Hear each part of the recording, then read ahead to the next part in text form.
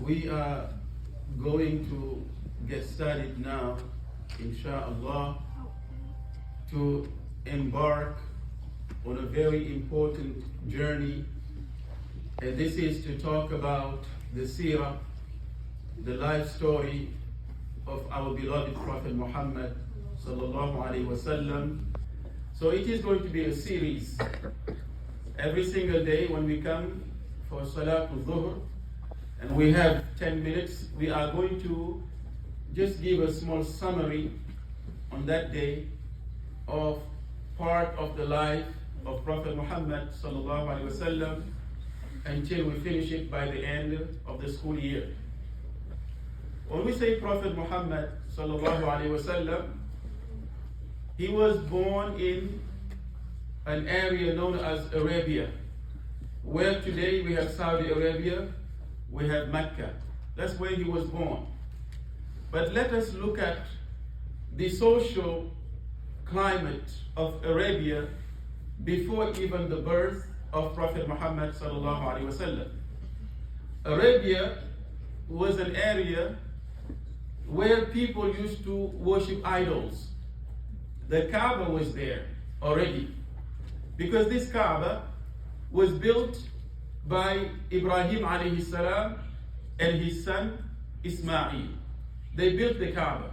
So this is thousands and thousands years ago, before even Prophet Muhammad sallallahu alaihi wasallam was born. But the people of Mecca, because they were worshipping idols, they made around 360 idols. 360 idols, they put them around the Kaaba. And they were coming to worship these idols. They were an idol for everything. They were an idol for them. If you want good health, you come to this idol to ask for good health. If you wanted to travel and you want protection, you come to this particular idol. If you wanted wealth, money, you come to this idol. This is why there were so many idols around the Kaaba during this time. So Prophet Muhammad sallallahu alaihi wasallam, before he came to this city, this was what was going on. They were worshipping idols. They were drinking alcohol. They were fighting each other. There was tyranny.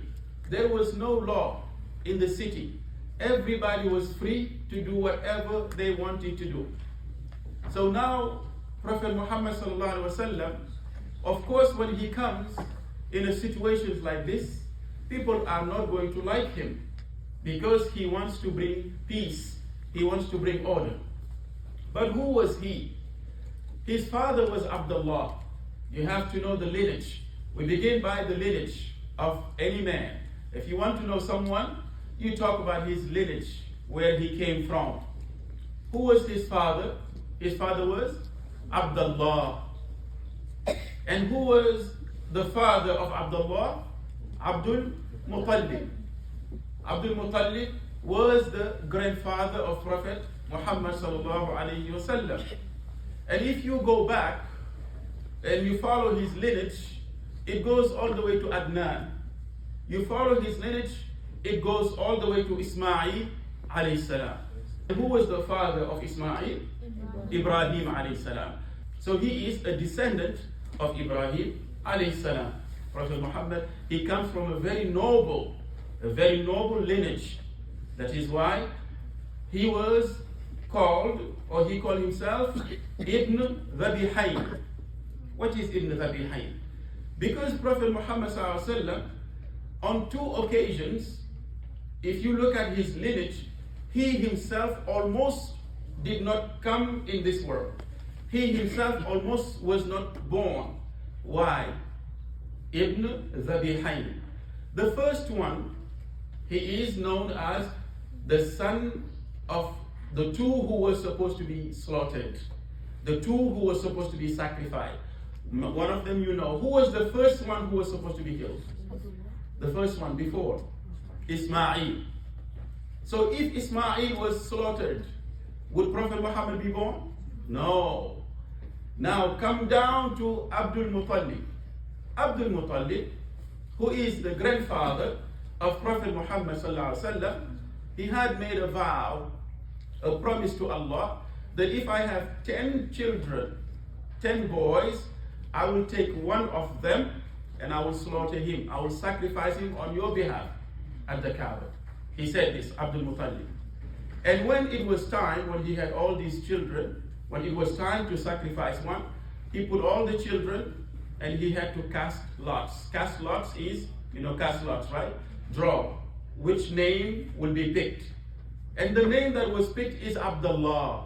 Abdullah was supposed to be slaughtered as a sacrifice. Who is Abdullah? The father of Prophet Muhammad sallallahu alaihi wasallam. So if he was sacrificed, would Prophet Muhammad be born? No. So now what he did, Abdul Muttalib, he said, I will put here Abdullah, and I'll put here 10 camels, and I'll draw a lot again. If the lot falls on Abdullah, I will sacrifice Abdullah. If on the camels, I will sacrifice the camels. He drew a lot, it fell on Abdullah. But he did not want to sacrifice Abdullah. He said, I will add more camels. He kept adding until the number of camels became 100 camels. And then he sacrificed 100 camels and he let Abdullah go. So this is why Abdullah was alive to even have a child named who? Prophet Muhammad sallallahu alaihi wasallam. So this is why he is known, Muhammad sallallahu alaihi wasallam is known as the son of the two who were supposed to be sacrificed. Who is the first one? Ismail. Who is the second one? Abdullah ibn Dhabihain. He is the one who is the son of the two that were supposed to be sacrificed. Now Abdullah is the son of Abdul Muttalib. Abdullah has many brothers. Okay? So now he is married to a woman by the name of Amina. So you have Abdullah and you have Amina. These are the parents of Prophet Muhammad sallallahu alaihi wasallam. This is the father and this is the mother. And it is said that Abdullah was very young at the time. He was just about 25 years old. 25 years old. Married to Amina. And Amina now was pregnant with the best of mankind.